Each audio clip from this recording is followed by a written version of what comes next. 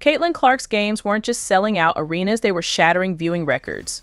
The 2024 NCAA Championship game drew an astounding 18.7 million viewers, surpassing the audience for many NBA and NFL games. She wasn't just a basketball player anymore, she had become a cultural phenomenon. Decision to make, right? Like maybe in any other year, you give this to Simone Biles because I think her comeback in the Olympics was amazing. I mean, people pretty much did the postscript on her career, and after what happened to her in Tokyo, like it's incredible. However, I mean, we've never ever seen somebody in this way capture an audience, capture a new audience, and be able to absolutely attribute. What truly sets Clark apart is more than her ability to score from anywhere on the court, it's her relentless competitive fire. In practices, she would often stay late perfecting her signature step-back three-pointer. Her coaches later revealed that she frequently arrived hours before scheduled practices, tirelessly working on her game while most people were still asleep. Clark's influence on college basketball extended far beyond her personal achievements. She inspired a movement redefining the sport and showing what's possible with hard work, talent, and an unyielding passion for greatness. Jersey sales skyrocketed, ticket prices soared, and young girls across the country began mimicking Caitlin Clark's iconic playing style. Basketball camps saw record enrollments with aspiring players eager to learn how to shoot like her. Clark wasn't just a star on the court, she was a role model and an inspiration, igniting a new wave of enthusiasm for women's basketball. People don't just listen to her, they buy into her. The reality is that, as from a marketing perspective, Caitlin Clark is worth more than almost any pro basketball player in the world. Then there are her endorsement deals, which are in a league of their own. Nike, Wilson, State Farm, the big players in the game have all thrown their hats into the ring. Nike reportedly signed her for millions, and they didn't even need a pitch. Caitlin Clark doesn't need to convince anyone of her worth, her name does all the talking. State Farm probably broke their advertising budget just to have her appear in one of those quirky commercials. Wilson, the iconic basketball brand, practically wrote her a blank check. Each deal cements her position not just as a player, but as a global icon. The WNBA just got brutally exposed after Caitlin Clark's insane ticket sales were leaked.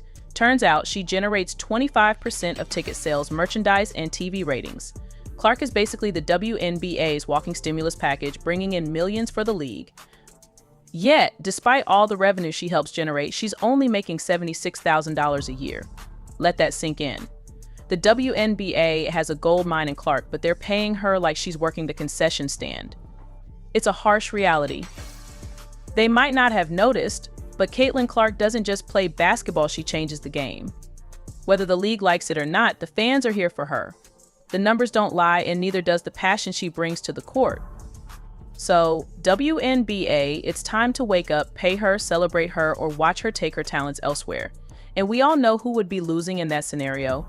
Last season, Caitlin Clark didn't just play basketball, she transformed it into a national event.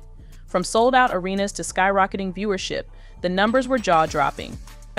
The Indiana Fever's home opener tickets hit $271 for the cheapest seat, more expensive than 29 out of 30 NBA teams' openers. Yes, you read that right. Caitlin Clark playing in a WNBA game generated more buzz than the NBA's biggest stars. For context, $271 could get you a decent seat at an NBA game or nosebleeds at a Caitlin Clark showcase. Talk about priorities. It's not just ticket prices. Clark reportedly added $36 million in revenue for the city of Indianapolis alone since being drafted. Let's be clear, that's not just the team, that's the city, restaurants, hotels, local businesses. They're all cashing in. Meanwhile, Clark herself gets pocket change compared to her impact. Fans are scratching their heads, wondering how the league justifies paying her the same as players who, respectfully, couldn't sell out a high school gym. Social media exploded when it was revealed that Caitlin Clark is responsible for 25% of the WNBA's total revenue. One player, 25%. The reaction was a mix of awe, outrage, and sarcasm. Comments like "Clark is the reason this league is still afloat." And how does she not have her own private jet by now started flooding in? But the WNBA's response? Crickets. Let's not forget the TV ratings. When Clark played, her games often drew more viewers than marquee NBA matchups. For example, one of her college games pulled in 3.2 million viewers, outpacing a Warriors vs. Celtics clash at 3 million. Yes, women's basketball outperformed the NBA, but instead of celebrating this monumental shift, critics and even some WNBA players found reasons to hate. The numbers don't lie, but the league sure does. The WNBA wants to act like its success is the result of collective growth, but let's be real, it's Caitlin Clark dragging the league forward, kicking and screaming. Without her, those TV ratings plummet, those ticket sales nosedive, and those merchandise profits evaporate. The league should be bending over backward to keep her happy, not sticking to antiquated pay structures that scream, "We don't actually value you." Fans aren't blind to this nonsense. Social media is flooded with calls for change. People are pointing out the absurdity of her paycheck compared to her impact. It's not just about fairness, it's about business. You don't underpay the person responsible for your survival. That's not just bad optics, it's bad math. But apparently, the WNBA is too busy patting itself on the back for incremental growth to notice. The league is playing a dangerous game. If they don't adapt, they risk losing not just Clark, but the entire momentum she's created. Players like her aren't a dime a dozen, they're once-in-a-generation talents who can redefine a sport. If the WNBA doesn't figure out a way to pay her what she's worth, or at least close to it, don't be surprised if other leagues or opportunities come calling. And when that happens, the WNBA will have no one to blame but itself. Caitlin Clark, the rookie, drops a bombshell after making $10 million off the court. The basketball phenom, who's making less than the cost of a decent SUV in her first year on the court, has turned her modest paycheck into a PR goldmine. While others are sweating over their 9-to-5 grind, Caitlin is cashing six-figure checks just to show up and talk. And get this, some brands are willing to fork over more than the price of a house and fly her across the country just to have her grace their stage, while the WNBA throws her peanuts. Caitlin Clark has turned her off-the-court presence into a financial empire, stacking up $10 million in the process. Yes, that's right, the rookie everyone felt sorry for has more zeros in her bank account than some seasoned NBA veterans. For Clark, the transition from college to the WNBA wasn't just about showcasing her skills, it was about proving that she belonged at the highest level of the game. Critics like Swoops doubted Caitlin Clark's ability to handle the physicality and pace of the professional game, but Clark didn't just meet expectations, she shattered them. Her adaptability against defenses, ability to play through contact, and knack for making clutch plays in critical moments showcased a level of maturity rarely seen in first-year players. Swoop's initial critique of Clark wasn't limited to her playing style, she also questioned Clark's ability to lead a team, suggesting that her individual success might come at the expense of team cohesion. Once again, Clark defied expectations. Her unselfish play and ability to rally her teammates became one of the Fever's greatest strengths, solidifying her role as both a star player and a team leader. Whether it was her chemistry with veterans like Kelsey Mitchell or her mentorship of younger players, Caitlin Clark proved she was more than just a scorer, she was a leader. As the season progressed and Clark's impact became undeniable, Swoop shifted her narrative, focusing on other aspects of Clark's game while avoiding direct acknowledgement of her earlier predictions. This wasn't the first time Swoop's comments had missed the mark, but the stark contrast between her words and Clark's reality only added to the drama surrounding the ongoing feud. Clark's rookie campaign wasn't just a personal triumph, it was a pivotal moment for the Indiana Fever. After years of struggling to find an identity, the team finally had a star who could carry them into a new era. Her hunger to improve, combined with her relentless work ethic, made her a natural fit for White's vision. Caitlin isn't just a great player, she's a cornerstone for the future, White emphasized, cementing her importance to the team's future success. Stephanie White's tenure as the Indiana Fever head coach came with lofty expectations. After years of underperformance, the franchise needed more than just a tactical overhaul, they needed a cultural reset. From day one, White made it clear that her focus extended beyond X's and O's. She wanted to create a winning mentality, build trust within the locker room, and establish a team-first ethos. This philosophy became even more critical in the wake of Sheryl Swoop's pointed criticisms of the Fever's organization. Swoops painted a picture of discord, suggesting that players were unhappy and eager to leave.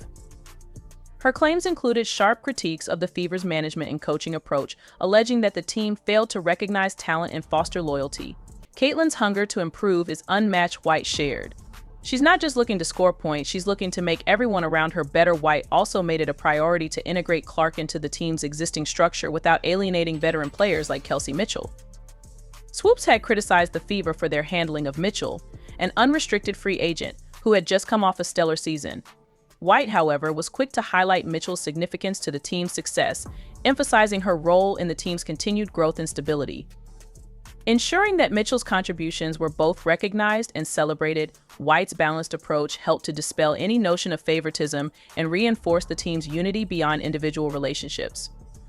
She also addressed broader organizational changes that were essential for the Fever's resurgence. White implemented more rigorous training sessions, introduced analytics-driven game plans, and prioritized mental conditioning to prepare players for high-pressure situations. These measures paid off as the Fever not only improved their win-loss record but also displayed a newfound resilience in close games. Swoop's narrative of a fractured locker room couldn't have been further from the truth. Players often spoke about the familial atmosphere within the team, describing group outings, post-practice bonding sessions, and a shared determination to succeed. White's emphasis on accountability was key to this dynamic. She encouraged players to take ownership of their mistakes while also celebrating their achievements, fostering a culture of continuous improvement. As White worked to rebuild the Fever's image, she didn't shy away from addressing Swoop's remarks head-on. In a candid interview, she called out the inaccuracies in Swoop's statements, urging critics to look at the evidence rather than relying on hearsay. "Our players are proud to be part of this team," White asserted. "The work ethic, the chemistry, the hunger to win, it's all here. Anyone claiming otherwise hasn't been paying attention." Perhaps the most telling moment came when White discussed the team's future. Her vision extended far beyond a single championship. She spoke passionately about building a dynasty with Clark, Mitchell, and the rest of the Fever's core. Leading the charge, White explained, "This isn't just about winning now, it's about creating a legacy that lasts." In the face of criticism and doubt, White's unwavering belief in her team was a driving force behind their resurgence. Her ability to navigate the challenges of rebuilding a franchise while countering external negativity demonstrated her strength as a leader. By setting the record straight and focusing on what truly mattered, White not only silenced her detractors but also laid the foundation for a brighter future for the Indiana Fever. When Caitlin Clark entered the WNBA as a highly anticipated rookie, the expectations were sky-high.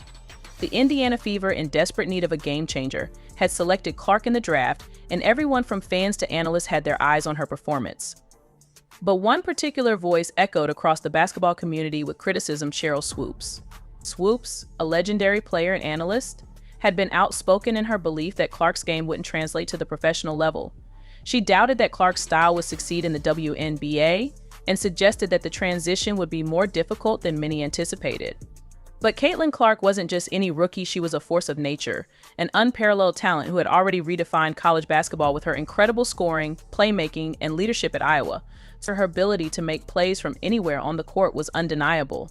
When Clark made the leap to the WNBA, she quickly proved that the skeptics, including Swoopes, were wrong. Clark's rookie season with the Fever was nothing short of spectacular. In her first year, Caitlin Clark averaged 19.2 points, 5.7 rebounds, and 8.4 assists per game, solidifying her place as one of the brightest stars in the league.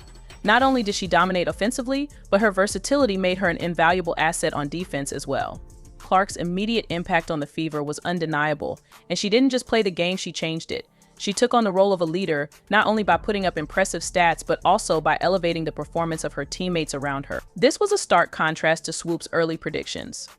When Clark entered the league, many believed that her style of play, more individualistic and reliant on her scoring ability, wouldn't mesh well with the WNBA's team-oriented structure.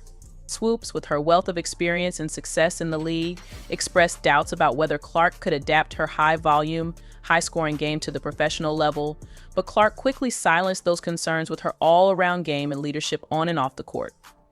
Caitlin Clark did more than just adapt to the professional stage, she thrived. Her rookie success was evident in her ability to contribute to every aspect of the game. She became the catalyst for the Fever's offense, setting the tone for the entire team. Her court vision and playmaking were exceptional, and her leadership on the floor helped guide the team to their first playoff appearance since 2016. While her numbers were staggering, it was her ability to make her teammates better that truly set her apart, showing that her impact went beyond individual achievement. Caitlin Clark's leadership qualities were evident from the start, and Stephanie White, the Fever's head coach, quickly recognized that Clark was capable of much more than just scoring points. White's belief in Clark's potential grew as the season progressed. The coach played an active role in shaping Clark's development, focusing on refining her skills and expanding her basketball IQ. White worked with Clark to improve her efficiency on the floor, particularly in decision-making and maximizing her impact on both ends of the court. As the season unfolded, Clark's confidence and maturity grew, solidifying her undeniable impact on the Fever. Caitlin Clark was named Rookie of the Year and made the All-WNBA first team, achievements that cemented her place as one of the league's top players. Even more impressive, however, was how Clark handled the pressure and criticism from voices like Sheryl Swoopes. Rather than getting distracted by negativity, Clark let her play speak for itself. Stephanie White, who coached Clark closely throughout the season, praised her for her resilience and drive. Caitlin's not just focused on being great herself, she's focused on helping this team succeed. White said in interviews, "Her growth as a leader has been incredible, and I'm excited to see how she continues to evolve as the Fever moved into the postseason." Clark's leadership was on full display throughout the season. She wasn't just a scorer, she was a floor general, a player who could make the right decision at the right moment. Her ability to facilitate the offense and set up teammates for success made her invaluable to the team's playoff run. While Swoopes may have underestimated Clark's ability to thrive in the WNBA, it was clear the rookie was more than ready for the challenge. In the end, Swoopes' criticism of Clark seemed misguided. Not only did Clark's game translate seamlessly to the WNBA, but she also became the centerpiece of the Fever's future success. Her growth from college star to professional leader was a testament to her work ethic, basketball IQ, and unrelenting desire to be the best. The contrast between Swoopes' early predictions and Clark's actual performance couldn't have been more pronounced. Where Swoopes saw limitations, Clark saw opportunities. Where others questioned her ability to adjust, Clark proved them wrong time and time again. With each passing game, Caitlin Clark continued to silence her doubters, including Sheryl Swoopes. Her journey in the WNBA became a victory, not only for herself, but also for the entire Indiana Fever franchise. It demonstrated that with the right leadership, talent, and work ethic, anything is possible. Stephanie White's sharp rebuttal serves as a powerful reminder that facts matter and leadership is grounded in truth. With Clark proving her doubters wrong and the Fever steadily improving, the future is undoubtedly bright for the team. This clash between WNBA icons highlights the power of resilience and growth. What's your take on this dynamic? Let us know in the comments below. If you enjoyed this breakdown, don't forget to like, share, and subscribe for more in-depth sports content. Stay tuned for part 2, where we'll unpack more of White's statements and explore how the Fever are making waves in the league this season. What Caitlin Clark did, because so many eyeballs were on her, she is a huge multiplier effect of that. The WNBA is buzzing, and all eyes are on the Indiana Fever as they charge ahead, leaving other teams in the dust. With new GM Amber Cox at the helm, the Fever are making bold moves that are as shocking as they are strategic. One of her most controversial decisions was letting Tammy Bentley go in the expansion draft, a choice that didn't sit well with many fans. This move has sparked a mix of excitement and concern among supporters, as they wonder what the future holds for the team under Cox's leadership. I think the entire world was shocked during the WNBA expansion draft when Tammy Bentley became available, especially because when you look at last season, she played a really huge part in the Fever's success in terms of getting to that point where you all were able to make the playoffs. But it's all part of a calculated plan to build a super team that could rewrite the league's narrative. I see a lot of players wanting to go, in this offseason, a lot of players are going to want to go to the Fever. The Indiana Fever are setting their sights on Satou Sabally, one of the top free agents, who could potentially join forces with Caitlin Clark, Kelsey Mitchell, and Aaliyah Boston. If this grand vision comes together, the Fever could transform from just another WNBA team into bona fide championship contenders, turning heads and silencing critics in the process. The stakes couldn't be higher as they aim to make a significant impact in the league and establish themselves as a dominant force. I'm just trying to think of who potentially could be in their plans. Like, obviously, Satou Sabally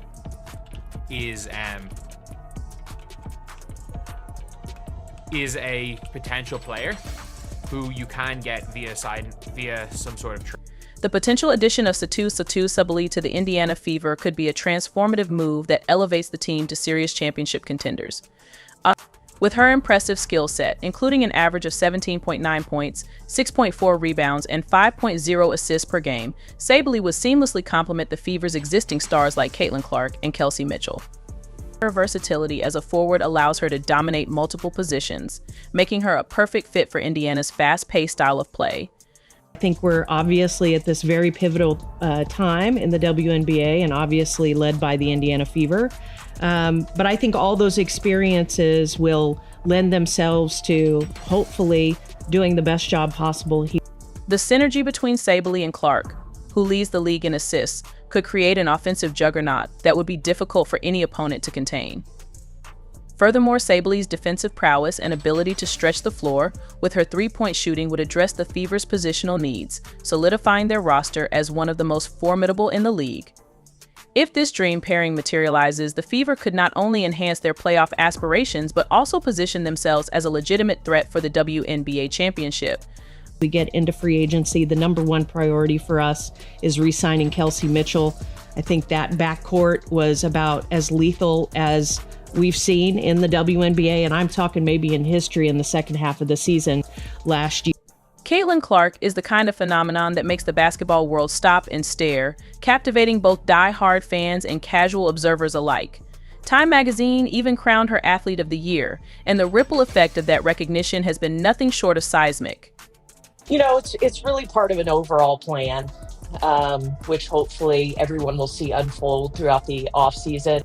Now, the Indiana Fever's general manager, Amber Cox, is out here guns blazing with a grand plan to hitch the team's wagon to Clark's rocket, aiming to finally drag the Fever out of irrelevance. It's about time the Fever took bold steps that might actually make people care about the franchise again. With Clark leading the charge, the Fever are poised to make a significant impact in the league and reignite the passion of their fan base. So we want to reunite Caitlin and Kelsey. And Kelsey, when I think about her and her time in Indiana, and, you know, a lot of trials and tribulations throughout her career. So for me and for us, I'm most excited for her to be in this moment and experience so much success. Let's be honest, the Fever have been sitting on a pile of $650,000 in cap space like a dragon hoarding treasure, and it's about time they spend it on something or someone that truly matters. The idea of Caitlin Clark joining forces with Kelsey Mitchell, Aaliyah Boston, and Lexi Hull isn't just a pipe dream, it's the makings of a potential WNBA super team, and the league could desperately use a shot of adrenaline. This plan feels like the kind of shakeup that could finally capture the attention of casual sports fans. Amber Cox clearly understands the assignment: make the Fever more than just another WNBA team, make them the team that everyone is talking about. Respond to those comments, and do you think the award should have been given to the entire WNBA rather than Caitlin Clark individually? I think Caitlin Clark deserved that. Amber Cox's off-season strategy for the Indiana Fever is centered around leveraging the team's significant cap space to build a competitive roster that can make a splash in the WNBA. With $650,000 available, Cox is poised to attract top talent, potentially forming a powerhouse lineup that includes stars like Caitlin Clark, Kelsey Mitchell, Aaliyah Boston, and Lexi Hull. Her experience with the Phoenix Mercury, where she played a pivotal role in team operations, has equipped her with the insights needed to navigate player acquisitions and foster a winning culture. Cox's vision is clear: transform the Fever into a formidable contender that not only excites fans but also elevates the overall profile of the franchise in a league that thrives on star power and competitive spirit.